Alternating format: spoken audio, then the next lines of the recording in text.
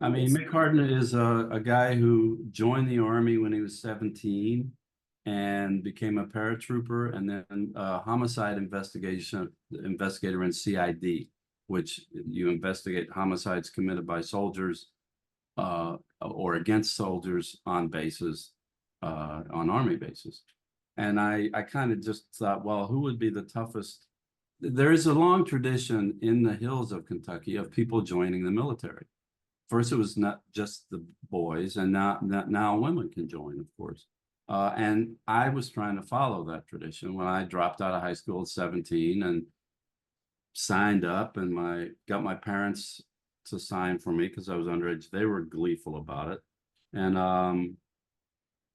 uh, I just didn't. I failed the physical on a technicality, and was crushed. So in a way, Mick Hardin is like Chris Offutt if Chris Offutt were tough and had joined the Army and become a paratrooper and was a much tougher guy than I actually am, who then goes home to visit his wife who's there.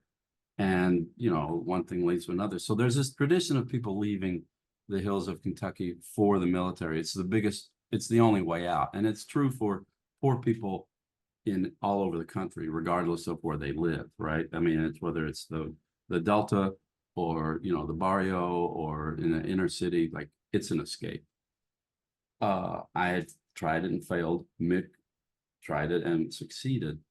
In addition, there is a literary tradition of ex-soldiers becoming involved with law enforcement, and in reality, the law enforcement is filled with ex-soldiers, uh, and I think it began with probably after World War II, where all these soldiers came home, and and then there's books that use that. So for me, it was just a way of doing that, following these multiple three traditions: real tradition, reality, literary, and Eastern Kentucky.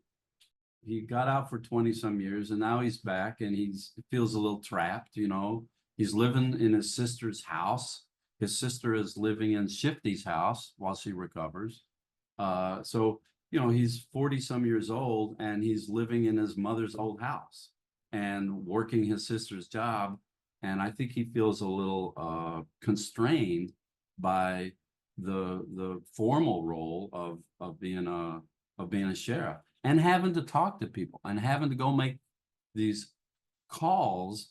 There's a lot, and sheriffs or any law enforcement, they'll get a lot of calls that just don't pan out. They're just boring. And in the country, it'll be like, somebody's dumping trash.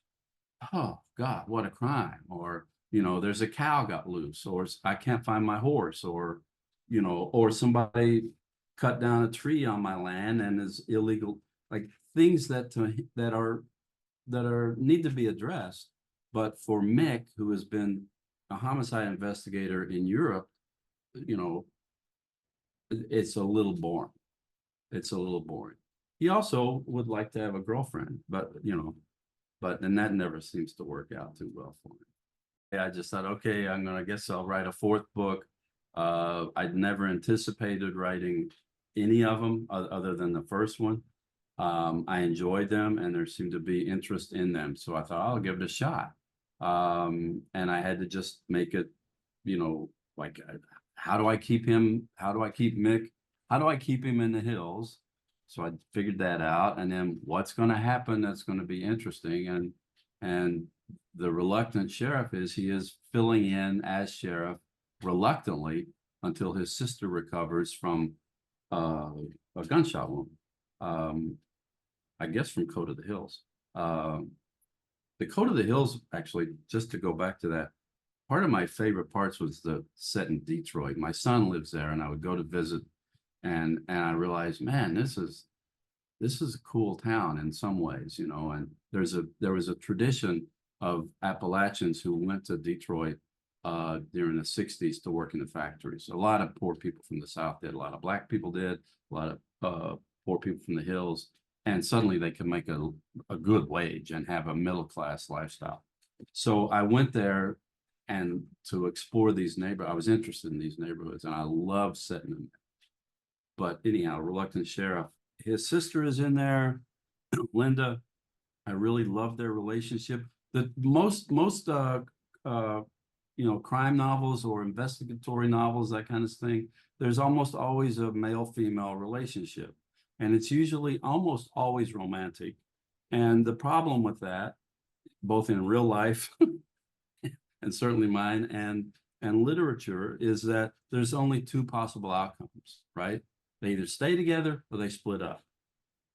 Whereas you can, with a relationship, a family-based relationship between a brother and sister, they could be mad at each other for 10 years, but they're still going to come together when they have to. And they shared so much. So that was, I love that relationship. So Linda's in it. Johnny Boy, Johnny Boy is, I can't talk about Johnny Boy's circumstances because it'll give away stuff from the third book, but he's in it. Shifty is in it. There's a new character, Ray, who is one of Shifty's sons, who is a Marine who comes home.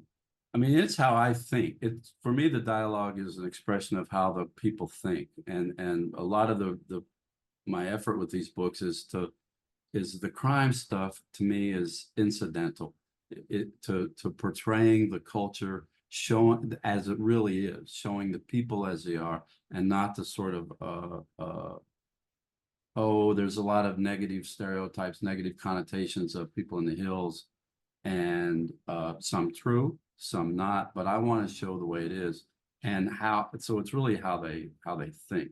It's also how I think, and I mean, I'm a really good listener. I'm a very good listener. However, I also love to talk. So, and I do both as much as possible with other people. And with my writing, it's just easier to write the dialogue, because my dialogue scenes will be at least 3 times as long as what appears in the book. I'll just keep cutting it down and cutting it down to what's essential.